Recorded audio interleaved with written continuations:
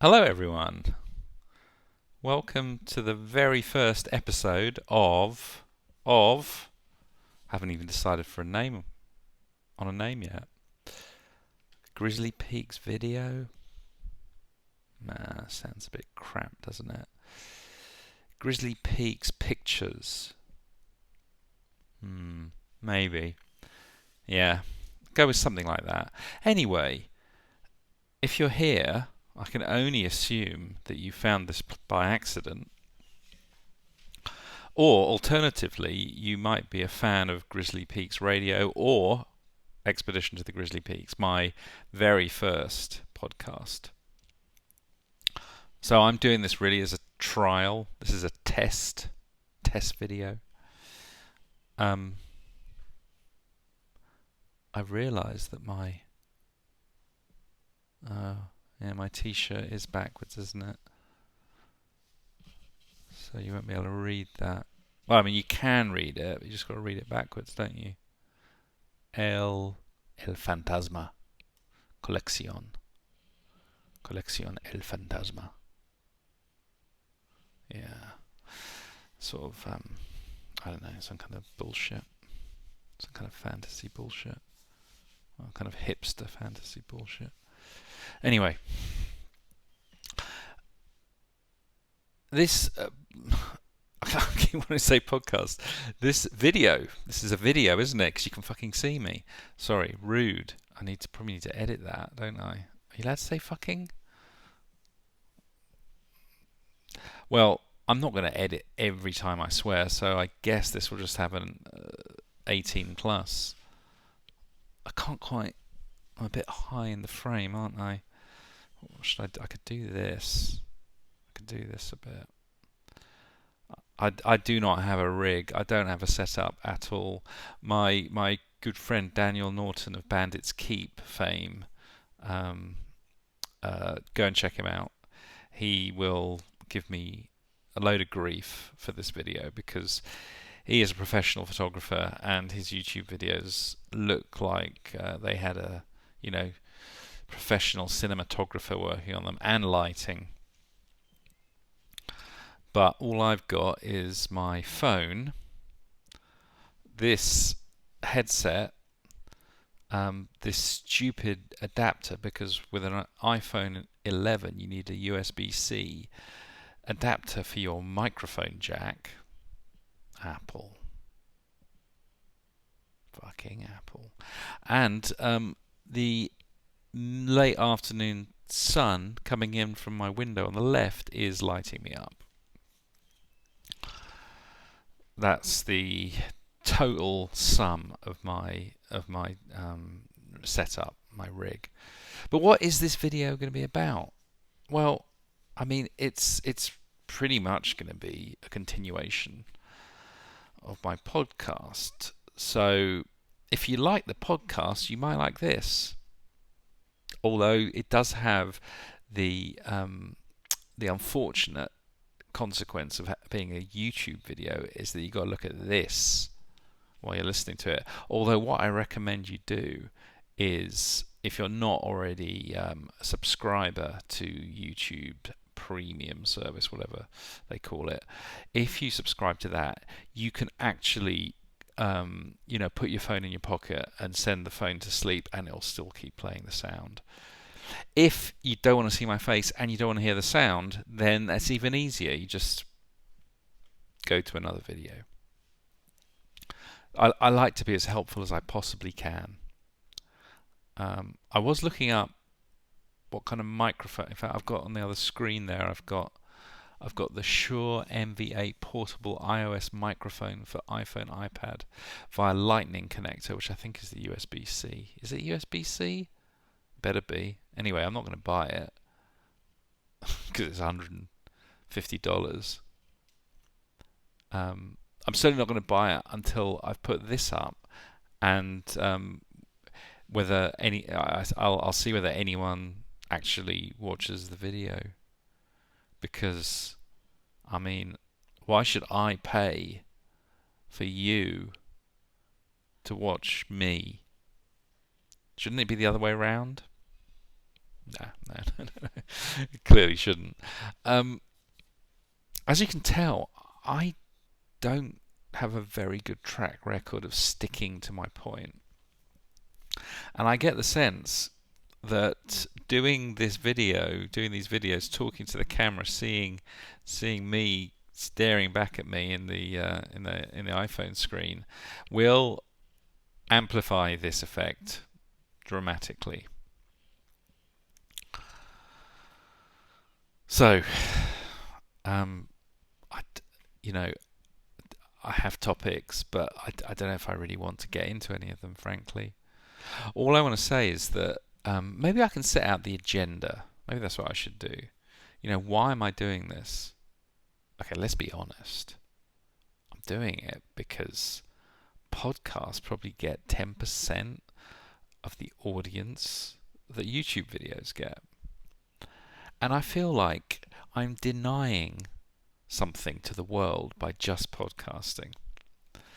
If only, I'm not going to say how many listeners I get on my podcast. Oh, fuck it, I will. If only 500 people listen to my podcast, which actually isn't a bad number for a podcast, please. Now, don't compare this to YouTube.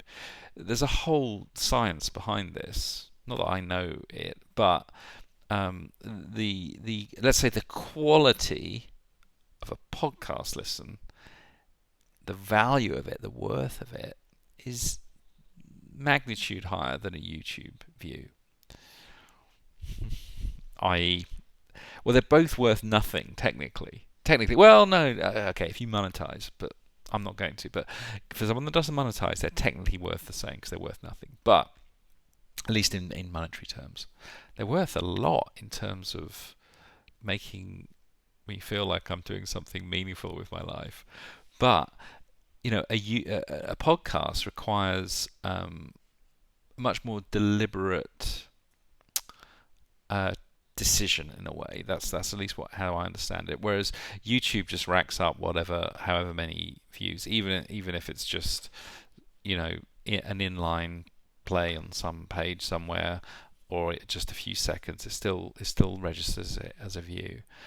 And I've actually I have got other YouTube videos up. I say this is my first, but this is my first as Grizzly Peaks Radio.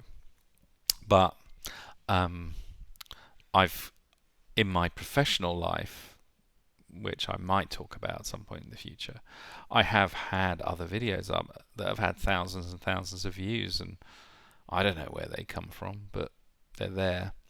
I guess it's the search algorithms for YouTube are infinitely better than any podcast search algorithms. That's just a fact of life. So, all in all, I just want to reach more people. Who doesn't? Eh? Gives one a sense of self-worth, validation, if you like.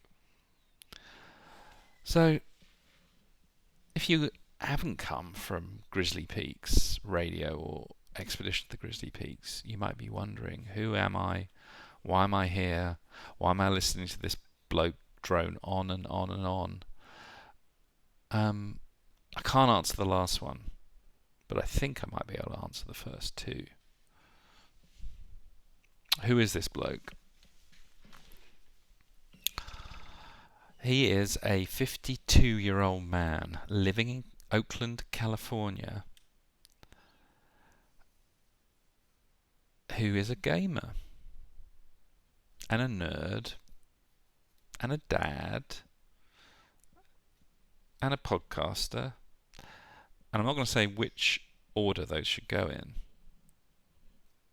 but you should know. Of course it's dad first, isn't it? I'm sure you'll be hearing from her at some point. She does not respect the sanctity of the recording room. And this is both my recording room, and as you can probably see, it's my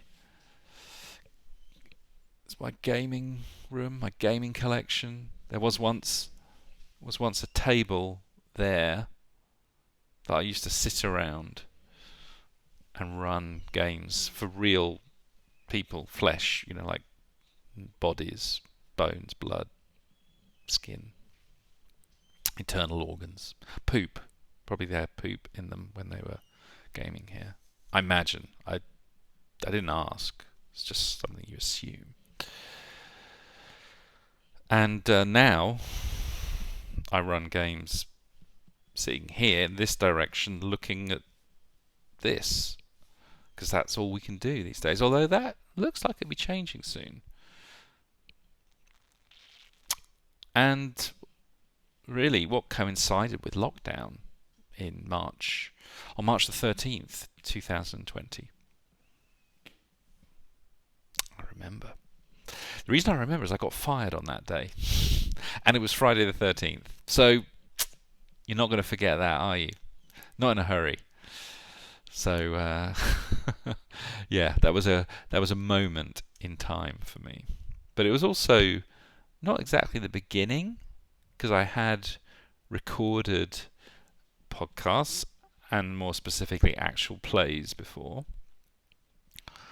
But it was really the moment when everything started accelerating for me. I went from playing twice a week to playing 5 times a week to playing 7 times a week. And I think at my peak, I played, when I say played, I mean ran. I ran 9 tabletop RPGs in 1 week. I don't recommend it. I do not recommend it. I don't know what I was thinking. Far too much work, far too much to keep in your head, far too little sleep that week. Because I'm a prepper. I'm not, well, I used to be. I am now much more improvisational, but I was a very heavy prep person back then. So, yeah, don't recommend running 9 games in a week. I know people that run lots of games in a week. And right now I have cut it down because, well, I got a job. And I now run 3 times a week. And what I mainly run is Call of Cthulhu, 7th edition.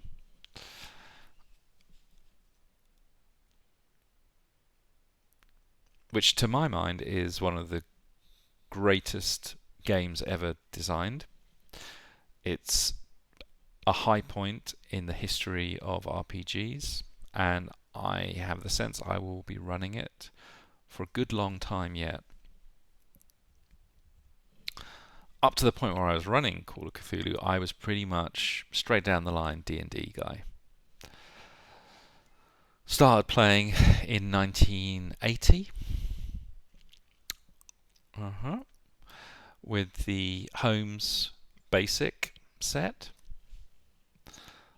The one with the blue and white box with the dragon and the wizard and the fighter stumbling into the dragon's lair with the pile of gold just spilling out underneath him.